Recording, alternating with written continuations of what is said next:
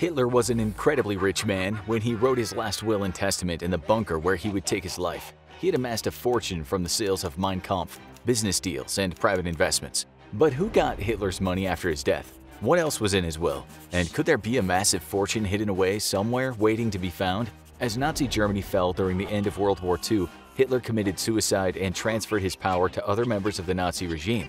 But before he did this, he wrote a will. There were 3 copies of the will distributed, and all that might have been lost to time if it not had been for a British intelligence officer named Hermann Rothman. He was deployed to Germany to interrogate high-level Nazi officials for information. While on assignment, he spotted a suspicious man dressed in civilian clothing. Rothman decided something didn't seem right, and that the man warranted further investigation. He discovered the German man was carrying falsified documents. It turned out the imposter was Heinz Lorenz.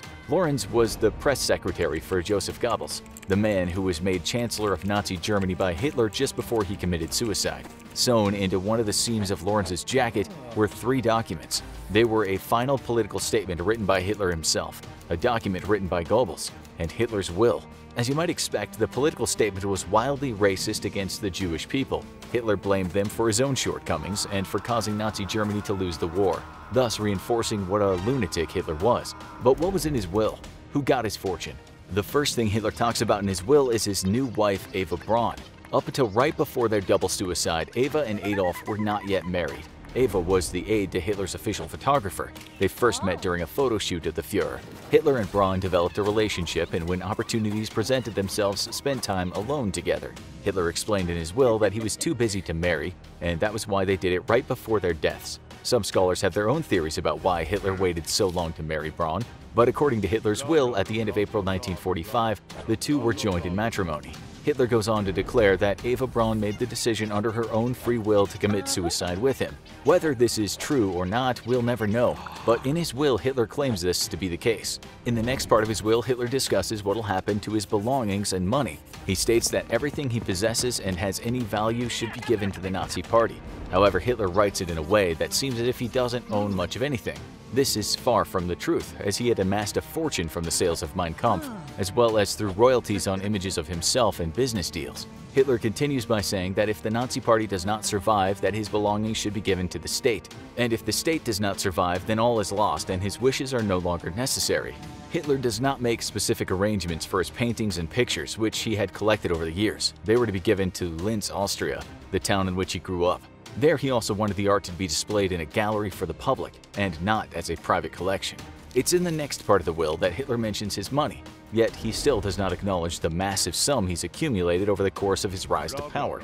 Hitler gives Martin Bormann, his private secretary and Nazi official, full legal authority to make decisions based on his will. Hitler states that everything of sentimental value and the funds necessary for a modest life should be given to his brothers and sisters. However, it would seem his own family was not quite as important as someone else. Hitler goes on to say that, above all, Eva Braun's mother should be taken care of. He was more intentional in including her directly in his will than his own family. This seems odd, but then again, Hitler was an odd man. He also put in his will that of all his faithful co-workers, particularly his secretary Frau Winter, should be looked after as well. There is no specific number or amount of money each should receive, which means it was up to the discretion of Bormann. However, we know that Hitler's fortune was massive, so if his last will and testament was followed, there was a hefty sum of money that could have been distributed among the parties described in the will. Hitler concludes his will by saying that he and his now wife Eva Braun would rather escape disgrace by choosing death over being captured. He also included that once he took Eva's life and then his own, their bodies were to be immediately burned. He signed the will given in Berlin, 29th of April 1945, 4 a.m. A. Hitler. Below his name, the 3 witnesses of the will are signed as well. They were Dr. Joseph Goebbels, Martin Bormann, and Colonel Nicholas von Below. It was not a very long will and did not contain many specifics, but it did give us a glimpse into what would happen to Hitler's belongings once he took his own life. However, this begs the question, what really happened to all of Hitler's possessions and money? The surprising thing is, we aren't entirely sure. We know for a fact that Mein Kampf made Hitler very rich. By the time of his death in 1945, the book had sold about 8 million copies and had been translated into 16 languages. It was estimated that Hitler earned around $1 million per year in royalties. Some of this money was used to buy his alpine retreat, named the Berghof, which was located near the town of Berchtesgaden in Germany. This was not a cheap estate, so Hitler must have spent a significant amount of money on it. He also felt he had enough money that once he became Führer, He forewent the salary associated with the position. In Mein Kampf and other writings, Hitler talked about his earlier life in poverty and hardship. He was a struggling artist in Vienna before fighting in World War I and the publication of his influential book. He talked about how he overcame all odds to succeed and made enough money to live comfortably. Once he had money, it was reported that he spent millions on gifts and payments to buy the loyalty of politicians and businessmen. The payments would allow him to be able to call in favors and make others dependent on him. Obviously, this would not have been possible without a massive sum of money. Once he became Führer, Hitler no longer thought of there being a divide between his personal money and that of the Nazi Party. He would use funds from both his own wealth and the state to buy property, art, and make business deals. It's also well established that before becoming the Führer, Hitler was a tax evader. He was in debt through back taxes until he rose to power. And once in power, the money continued to flow into his pockets. Big businesses would make huge contributions to his efforts, so they could secure military and infrastructure contracts. It's estimated that from the time he started as chancellor until his suicide in 1945, Hitler received over $3 billion in corporate payments. So what happened to all of Hitler's money? Is it still out there in the world waiting to be discovered? In his will, Hitler says he wanted all his property and wealth to go to the Nazi Party. However, we know that the Nazis were defeated, and therefore, the will defaults to the next beneficiary, which was the state. In a way, the state did get much of Hitler's wealth. At the end of the war, the Allies gave the copyrights of Mein Kampf to the Bavarian government. There was still a lot of potential money that could have been brought in by owning the copyrights to the book. However, the government banned any reprinting of the work in Germany, and therefore those funds stopped coming in.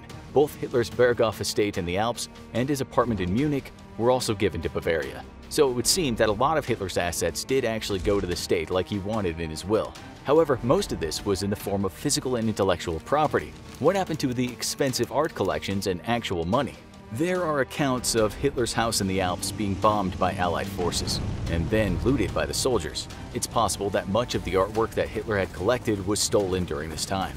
We also don't know exactly what was in Hitler's house when it was raided. We know the Nazis liked to create secret passages and bunkers. If there were such secrets within Berghof, perhaps the soldiers who found them were able to get away with the money and other valuables. In 1952, what remained of Hitler's Berghof house was blown up by the Bavarian government to keep it from attracting tourists and people who might have still shared Hitler's ideologies. With the destruction of the house, anything that might have been hidden within would have been lost. Hitler's apartment in Munich is still there, but it's been converted to a police station instead of a residence. So it would seem that the Bavarian government did in fact receive some of Hitler's possessions as per his will. However, when trying to follow the actual money and where it went, things become a bit unclear. Since his fortune was so intertwined with the money of the Nazi Party, it's possible that much of his wealth was spent on the war effort at the end of World War II. That being said, it is possible that some of the money and valuables that once belonged to Hitler were smuggled out of Nazi Germany by deserters and officers trying to escape Allied forces. Yes, it's possible. However, we may never know how much of Hitler's fortune was disseminated this way. Hitler knew he would lose World War II, and rather than being tried for his crimes, decided to take his own life and that of his brand new bride. Just before he committed suicide, Hitler did write a will, and in it he laid out what to do with his possessions, but he was somewhat vague about the extent of his actual wealth in the document. It would seem that most of what Hitler owned went to the Bavarian state. However, his fortune is not completely accounted for. Perhaps some of Hitler's money and valuables are still out there waiting to be discovered. Or perhaps everything he had and owned was lost or plundered during the war that he started. Now watch How Rich Was Hitler? Where did all his money come from? Or check out Hitler's actual plan for taking over America.